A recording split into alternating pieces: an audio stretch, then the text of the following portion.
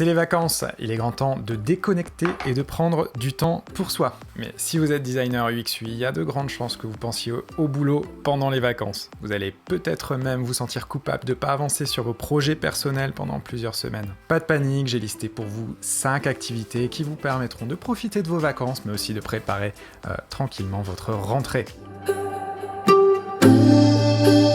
Avant les vacances, partez l'esprit serein, nettoyez votre Notion, nettoyez votre to-do list. Pour ceux qui ne savent pas ce que c'est Notion, je vous mets un lien dans la description. Notion, c'est un outil incroyable pour gérer son quotidien, ses listes de tâches, ses projets.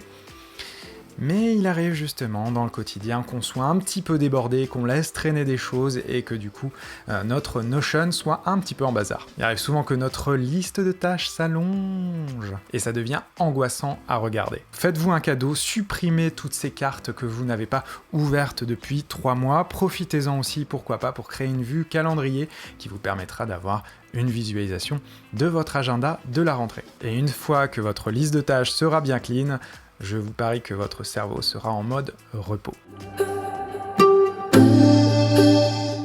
Sur la plage ou dans un hamac, c'est le bon moment pour sortir un bouquin. D'ailleurs, moi, je vous conseille d'en emporter 2, un sur le design et un roman, par exemple.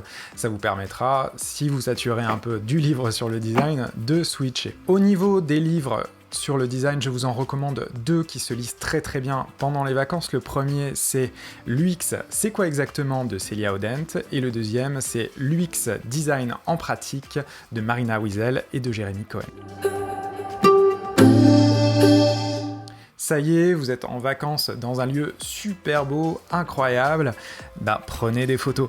Les photos, c'est le meilleur moyen d'exercer son œil graphique, mais aussi d'exercer et de trouver son style. En faisant de la photographie tous les jours, en vous forçant à tester des nouvelles choses, des nouveaux sujets, vous allez monter de façon incroyable en compétences sur la photographie. En plus de ça, évidemment, ça vous fera de belles images, photos, souvenirs utiles pour vos amis, votre famille ou même les réseaux sociaux.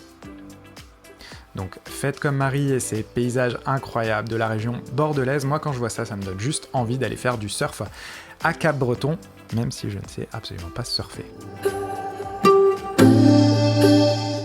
Le land art, c'est quoi? C'est tout simplement utiliser les matériaux, la nature pour faire des œuvres originales, des œuvres créatives.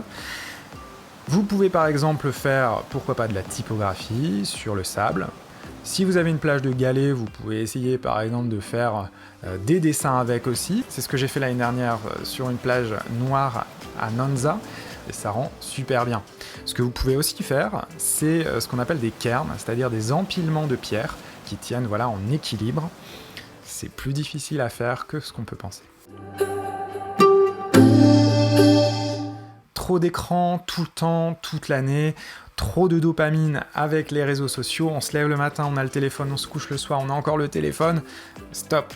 Profitez évidemment des vacances pour faire une digital detox, c'est le moment de faire une pause pour les yeux, pour le cerveau, mais c'est aussi le moment d'être présent avec sa famille, ses amis, de vivre l'instant. Je vous mets en description une vidéo qui parle de digital detox avec des astuces. J'espère que ça vous sera utile, quant à moi il ne reste plus qu'à vous souhaiter d'agréables vacances. À bientôt.